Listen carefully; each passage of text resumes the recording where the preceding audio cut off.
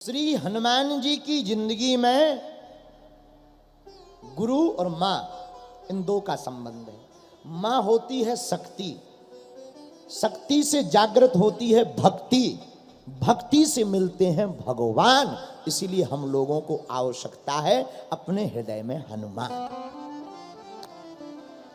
इसीलिए हनुमान जी की कथा की आवश्यकता है, क्योंकि भक्ति के बिना भगवान का मिलना मुश्किल है। भाई ऐसे समझो, किसी ने गाड़ी खरीद ली हो पर चलानी नहीं आती हो, है? कई लोग ऐसे होते हैं गाड़ी तो ले लो, अब हमसे भाई चलाते ही नहीं बनती, हम क्या बताएं। ड्राइवर ढूंढो, अब गाड़ी तो बहुत महंगी रखी पर ड्राइवर नहीं है तो रखी है। उसी प्रकार जिंदगी तो सुंदर है, जिस प्रकार सुंदर स्त्री कितनी भी सुंदर हो पर उसकी मांग ना भरी हो तो वो सुंदर नहीं दिखाई पड़ती है। जिस प्रकार भवन कितना भी बड़ा बना हो पर संतान ना हो तो वो भवन भी फीका नजर आता है। उसी प्रकार किसी व्यक्ति का जिंदगी जीवन कितना भी यश वैभव संपन्नता से भरा पड़ा हो, लेकिन अगर उसकी जिंदगी में भक्ति नहीं है तो उसका जीवन भी बेकार है। हमारे दादा गुरुजी कहते थे, आहा, दादा गुरुदेव सुनाते थे, भैया नदी में पानी नहीं है तो नदी बेकार है। युवती स्त्री का पति नहीं है तो वह स्त्री का जीवन बेकार है। किसी राजा के पास प्रजा नहीं है तो वो राजा बेकार है। गुरु के पास ज्ञान नहीं है तो वो गुरु बेकार है। मेघों के पास जल नहीं है तो वो मेघ बेकार है। उसी प्रकार जिंदगी में भगवान का भजन नहीं है तो ये जीवन भी बेकार है। इसीलिए हम बार बार आप लोगों को हनुमान कथा क्यों सुनाना चाहते? हमारे भाव मन में यही आता, हनुमान जी परम भक्त हैं और भक्त से ही भगवान मिल सकते हैं, और कोई उपाय नहीं है। क्योंकि हनुमान सम नहीं बड़ भाई,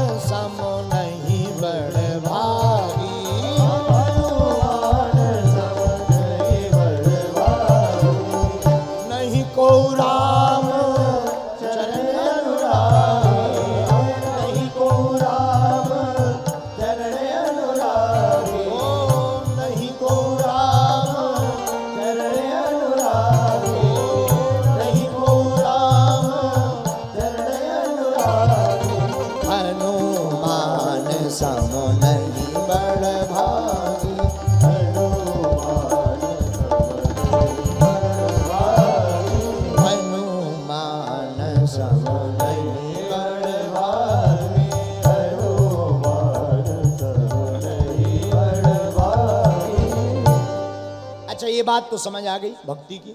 दूसरा समझ लीजिए, इसी का दूसरा चैप्टर। हम लोग हैं जीवात्मा, भगवान है परमात्मा।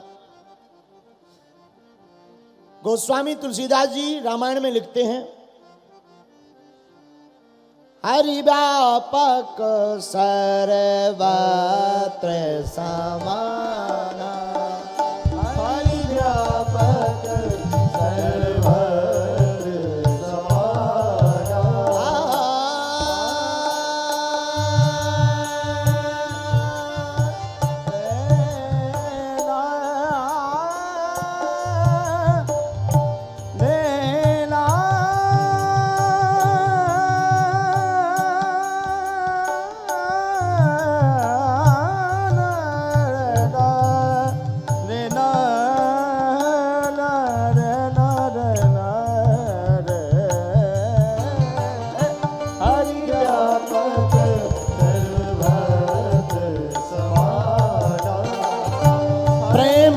प्रकट हो ही मैं जाना, प्रेम प्रकट हो ही मैं जाना, ओ प्रेम प्रकट हो ही मैं जाना। भगवान निराकार ब्रह्म साकार बनकर प्रकट हो सकता। निराकार क्या है? जिसका कोई आकार ना हो। देखो पानी का कोई आकार है क्या? गिलास में रख दो तो गिलास का पानी, लोटा में रखो तो लोटा का पानी, मटका में रखो तो मटका का पानी, नदी में बहाओ तो नदी का पानी। अब देखो भाई, पानी का कोई आकार नहीं है, लेकिन पानी को क्या पकड़ा जा सकता? नहीं। लेकिन अगर पकड़ना हो तो क्या करें? जिस प्रकार पानी को पकड़ा नहीं जा सकता, लेकिन अगर फ्रिज में रख दो तो वो जम करके उसे पकड़ा जा सकता है। उसी प्रकार वो निराकार ब्रह्म है, उसे साकार नहीं किया जा सकता, लेकिन अगर भक्ति रूपी हृदय में उसे प्रकट करना चाहो तो वही निराकार ब्रह्म साकार बनकर प्रकट हो जाता है। अच्छा, भगवान है कहां? सर्वत्र। पर भगवान मिलते क्यों नहीं? भाई, तुम्हारी हमारी आंखों में लगा माया का पर्दा। ये माया क्या है? मां माने नहीं, या माने जो, जो नहीं है वही माया है। ये जो संसार दिख रहा ये है नहीं, पर लगता अपना है। इस दुनिया में तुम्हें जितने भी रिश्ते नाते दिखेंगे सब अपने ही दिखेंगे। तुम्हें जो भी मिलेगा, अरे आप तो हमारे हो। सच ये है, अपना है ही नहीं कोई। अपने तो केवल श्री सीताराम जी हैं, दूजा कोई नहीं। अच्छा, ये पर्दा कैसे हटेगा? ये पर्दा का प्रभाव क्या है? माया के पर्दा का ऐसे समझो। बहुत पहले हम एक बार एक जगह कथा करने जाना था। 3 बजे से 3:30 बजे से कथा लाइव थी। बहुत पुराना समय, यही कोई 6-7 साल पुरानी बात। उस समय जिस यजमान की गाड़ी पर हम चलते थे उसके पास एक मारुति वैन गाड़ी चलती थी, सिलेंडर से, गैस से वो गाड़ी थी। बगल से गेट खोलते थे सड़क करके। हमारी पूरी मंडली गाने बजाने वाली, वो बैठे, हम बैठे। 3 बजे से कथा थी और 2 बजे हम लोग चले। 1.5 घंटे की रास्ता। तो हमने ड्राइवर से कहा, भाई थोड़ा तेज चलाइए ताकि जल्दी पहुंच जाए। और तेज चलाने के 2 ही फायदा होते हैं, या तो जल्दी मंजिल मिलती है या अस्पताल जल्दी मिलता है। 2 फायदे होते हैं। हमने कहा भाई मंजिल जाना है, इसे थोड़ा तेज चलाइए। बोलो जय सिया राम। ड्राइवर ने तेज चलाई गाड़ी। बड़े ध्यान से सुनना, बात तो बहुत साधारण है पर समझ की बात है। गाड़ी बहुत तेज चलाई। इधर से हम चले, आगे एक रेलवे ट्रैक था। रेलवे ट्रैक था, इधर से हमारी गाड़ी 80-90 में एकदम कंपन हो रही।